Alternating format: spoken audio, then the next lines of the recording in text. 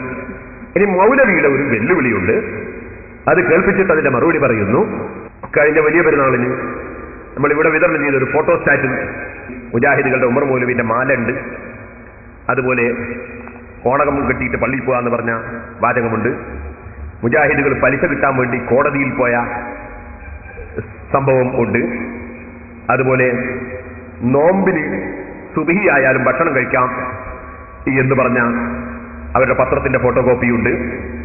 എന്നാൽ അത്താഴം കഴിച്ചുകൊണ്ടിരിക്കുമ്പോൾ ബാങ്ക് വിളിച്ചാൽ ഖുറാഫികൾ പറയുന്നത് പോലെ വായിൽ ഉള്ളത് തുപ്പിക്കളയുകയോ ചാടി എഴുന്നേൽക്കുകയോ ചെയ്യേണ്ടതില്ല.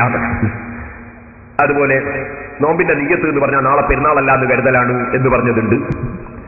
നോമ്പിന്റെ നിയ്യത്തിയാറുണ്ടല്ലോ, അതിന് പറഞ്ഞു ഇങ്ങനെയാണ്: ഒരാൾ നോമ്പ് മുറിക്കുന്ന സന്ദർഭത്തിൽ തന്നെ നാളെ പെരുന്നാളല്ല എന്ന് ഉറപ്പുണ്ടാവുകയും നാളെ നോമ്പ് ഉപേക്ഷിക്കണമെന്ന് പ്രത്യേക തീരുമാനം ഇല്ലാതിരിക്കുകയും ചെയ്താൽ രാത്രിയിൽ തന്നെ അവന് നിയ്യത്തുണ്ടായി കഴിഞ്ഞു. ഇതിനാണ് നിയ്യത്ത് എന്ന് പറയാം. ഇത് അതിന്റെ കോപ്പി. അങ്ങനെ തുടങ്ങി പല സംഗതികളുണ്ട്. ഉമർ മൗലവി ഖുർആൻ പരിഭാഷയിൽ ആയത്തിന്റെ അർത്ഥം കട്ടത്, അമാനി മൗലവി കക്കാതെ കൊടുത്തത്, അള്ളാഹുവിന്റെ റസൂൽ അള്ളാഹ്ക്ക് ഭയപ്പെടാത്ത ആളാണ് എന്ന് പറഞ്ഞത്, അതുപോലെ മുഹമ്മദ് നബിക്ക് സലാത്ത് ചൊല്ലുന്നത് നബിക്ക് പരലോക രക്ഷ കിട്ടാൻ വേണ്ടി നമ്മൾ പ്രാർത്ഥിക്കുകയാണ് എന്ന് പറഞ്ഞത്, അതെല്ലാം ഈ ഫോട്ടോ കോപ്പിയിലുണ്ട്. സഹോദരന്മാരെ, ഇനി പറയാൻ പോകുന്നത് അദ്ദേഹത്തിന്റെ വെല്ലുവിളിയാണ്. അദ്ദേഹം വെല്ലുവിളിക്കുന്നത് എന്താണെന്നറിയോ? അദ്ദേഹം വിദേശത്ത് വെച്ച് പ്രസംഗിച്ച പ്രസംഗത്തിൽ ഞാൻ പ്രസംഗത്തിന്റെ ഒരു ഭാഗം കട്ടുകളഞ്ഞു എന്ന് അയാൾ പറയും. ഞാൻ കട്ടതല്ല, അതിവിടെ കാണിക്കേണ്ട ആവശ്യമില്ലാത്തതുകൊണ്ട് കാണിച്ചിട്ടില്ല, എനിക്കത് കക്കേണ്ട യാതൊരു ആവശ്യമില്ല. അയാൾ പറയുന്നത് ഞാൻ പെണ്ണുങ്ങളെ ഇസ്ലാമിക വേഷം ധരിക്കണമെന്നാ പറഞ്ഞത്, ആണുങ്ങളെ പറ്റിയല്ല. ഞാൻ പുരുഷന്മാരും നബി പഠിപ്പിച്ചതുപോലെ ചെയ്തു, സ്ത്രീകളും ചെയ്തു എന്ന് പറഞ്ഞാണ് അയാൾ തുടങ്ങുന്നേ. അപ്പൊ പെണ്ണുങ്ങളുടെ കാര്യം ഞാൻ പറയാതിരുന്നത് ഞാൻ നേരത്തെ നിങ്ങളോട് സൂചിപ്പിച്ചിട്ടുണ്ട്. പെണ്ണുങ്ങൾ മുഖവും മുങ്കയും ഒഴിച്ചു മറക്കണം എന്ന് പറയുന്ന മുജാഹിദിന്റെ ആശയം നബി സല്ലല്ലാഹു അലൈഹി വസല്ലം ക്ലാസ് എടുത്തു, സ്ത്രീകൾ ആ നിലക്ക് മറച്ചു എന്നാണ് അദ്ദേഹം ദുബായിൽ വെച്ച് പറഞ്ഞത്. അങ്ങനെ ഒരു ഹദീസ് ഉണ്ടെങ്കിൽ മൗലവിയാണ് കൊണ്ടുവന്ന് കാണിക്കേണ്ടത്.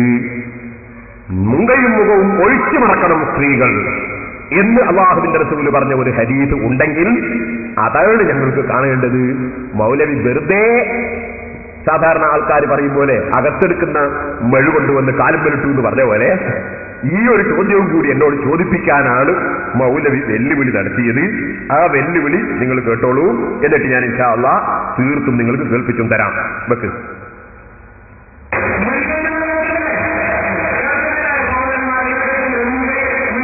സൗണ്ട് വേണം.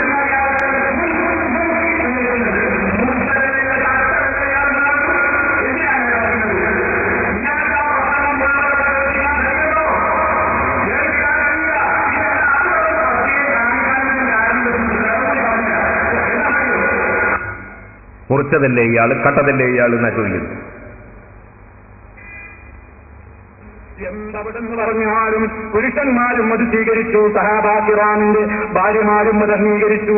വസ്ത്രം മുഴുവൻ കൃത്യമായി ഇസ്ലാമിന്റെ വേഷം ധരിക്കണം, മുൻകൈയും മുഖവുമൊഴികെ എല്ലാ ഭാഗങ്ങളും മറച്ചുകൊണ്ട് പെണ്ണ് പുറത്തേക്ക് ഇറങ്ങാവൂ എന്ന ഇസ്ലാമിന്റെ വേഷത്തെ സംബന്ധിച്ച് നബിയുനാ മുഹമ്മദ് റസൂലുള്ളാഹി ഒരൊറ്റ തവണയെന്ന് ക്ലാസ് കൊടുത്തപ്പോഴേക്ക് മജ്‌ലിസിൽ ക്ലാസ് കേൾക്കാൻ വന്ന സർവ്വ സഹാബാ പെണ്ണുങ്ങളും ഇസ്ലാമിന്റെ വേഷം ധരിച്ചുകൊണ്ടാണ് അവരുടെ വീടുകളിലേക്ക് മടങ്ങിപ്പോയതെന്ന് ചരിത്രത്തിൽ കാണാം. കണ്ടോ? റസൂലുള്ളാഹിയുടെ സദസ്സിൽ ക്ലാസ് വെക്കാൻ വന്നവരോട് നബി പറഞ്ഞു മുങ്കയും മുഖവും ഒഴിച്ച് മറക്കണം എന്ന് പറഞ്ഞു. അപ്പൊ എല്ലാവരും എന്ത് ചെയ്തു? മുങ്കയും മുഖവും അങ്ങോട്ടും ഒഴിവാക്കി കളഞ്ഞു.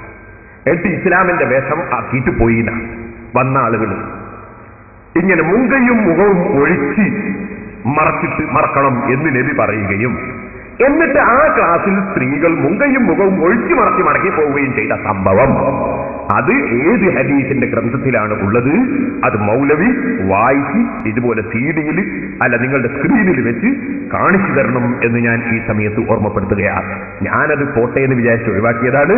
അദ്ദേഹത്തിന് നിർബന്ധമാണെങ്കിൽ അതും കൂടി കിടക്കട്ടെ ഒന്ന്.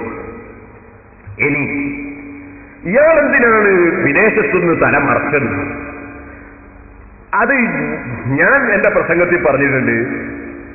അയാൾ മറിച്ചത് ഇതൊരു കോലല്ലോ ഈ തലമറക്കാതെ സ്റ്റേജിൽ കയറുന്നതെന്ന് വിചാരിച്ചിട്ടാണ്, അറബികളൊക്കെ വരുന്നതല്ലേ വിചാരിച്ചിട്ടാണ്. ശരിയാ, ഞാൻ പറഞ്ഞു. പക്ഷെ അതേ പറയണേ, എനിക്ക് അറബികളുടെ മുമ്പിൽ അങ്ങനെ മറക്കൽ നിർബന്ധമൊന്നുമില്ല. സുന്നത്താണ് വിചാരിച്ചിട്ട് മറച്ചതുമല്ല. ഒന്നുമില്ലെങ്കിൽ അയ്യൊരു സുന്നത്തും കിട്ടിയിരുന്നു, അന്നത്തെ സുന്നത്തും ഇല്ലാണ്ടാക്കി, അതിന്റെ നിജത്തും ഇല്ലാണ്ടായി. സുന്നത്താണ് വിചാരിച്ച് മറച്ചതുമല്ല. പിന്നെ എന്തിനാ മറച്ചത്? അയാൾ തന്നെ പറയുന്നത് അറബികളെ സന്തോഷിപ്പിക്കാൻ വേണ്ടി മറച്ചതാണ്. അതാണ് എനിക്ക് കേൾക്കാൻ പോകുന്നത്.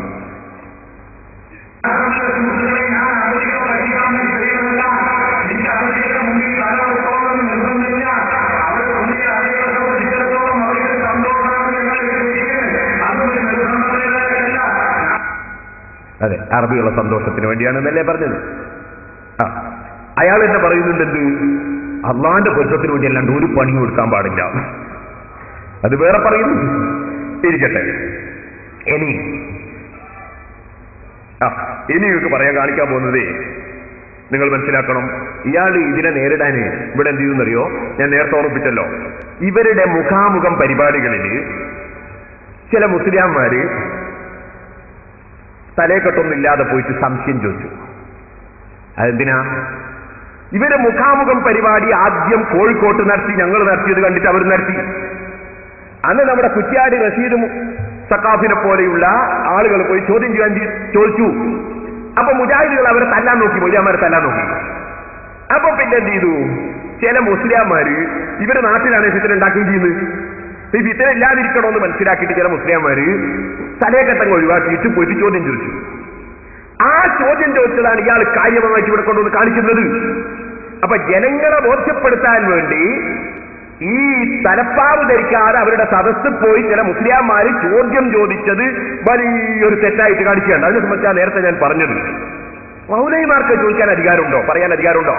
കാരണം നിങ്ങൾ ഖുർആനും ഹദീസും സ്വീകരിക്കുന്നവരല്ലേ. ഖുർആനിൽ ഇബ്രാഹിം നബി അലൈഹി ഇസ്ലാമിന്റെ അടുക്കൽ മലക്കുകൾ മനുഷ്യരൂപത്തിൽ വന്നത് ഇല്ലേ? പോകട്ടെ, ചോദ്യം ചോദിക്കാൻ വേണ്ടി ജിബ്രീൽ അലൈഹി ഇസ്ലാം മനുഷ്യന്റെ രൂപത്തിൽ വന്നത്, ജിബ്രീലിന്റെ യഥാർത്ഥ രൂപം മാറി മനുഷ്യരൂപത്തിൽ വന്നത് ബുഖാരി, മുസ്ലിം തുടങ്ങിയ ഹദീസിന്റെ ഗ്രന്ഥങ്ങളിലില്ലേ? എന്തിനാ? സദസ്യർക്ക് ബോധ്യപ്പെടുത്താനാണ്. അപ്പൊ സദസ്സിലുള്ള മുജാഹിദിനെയും സുന്നികളെയും ബോധ്യപ്പെടുത്താൻ വേണ്ടി മുസ്ലിയാരുടെ വേഷത്തിൽ ചെന്നാൽ നിങ്ങൾ തല്ലു. അതുകൊണ്ട് വേഷം മാറിപ്പോയ ചില മുസ്ലിംമാരുണ്ട് പോൽ ഉണ്ടായിരിക്കാം. അതുകൊണ്ടാണോ മൗലവി അറബികളെ സന്തോഷിപ്പിക്കാൻ വേണ്ടി തലമറക്കുകയും ഇവിടെ വരുമ്പോൾ തലമറക്കാതിരിക്കുകയും ചെയ്തത്? ഏകീകരണമാണോ ഇത്? പിന്നെന്താണ് ഇയാൾ പറഞ്ഞറിയോ? നിങ്ങൾക്ക് ഞാനൊരു രസം കാണിച്ചു തരാം. അതറിയോ?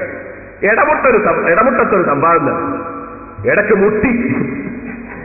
കാരണം നാട്ടിന്റെ പേരിലെങ്ങനെ ഇടമുട്ടം. അങ്ങനെ മുട്ടിയത് എങ്ങനെയാണെന്ന് വെച്ചാൽ ലാസ്റ്റ് കാണിച്ചു. മൗലവി ചെയ്ത കള്ളത്തരവും എന്റെ മുട്ടിയ കോലമൊക്കെ ഞാൻ കാണിച്ചു തരും. ഇങ്ങനെ അതിന്റെ ആണ്ട് കഴിച്ചിട്ട് അതിനെതിരെ പ്രസംഗിക്കാൻ വന്ന മൗലവി അവിടുത്തെ കുതന്ത്രവും എന്നിട്ട് മൗലവി കുടുങ്ങിയതും ഒക്കെ ഞാൻ ലാസ്റ്റ് കാണിച്ചു തരും. എന്നാൽ ആ മൗലവിക്കൊക്കെ ക്ലാസ് എടുത്ത് കൊടുക്കുന്ന ഒരു മൗലവി ജബ്ബാർ മൗലവി.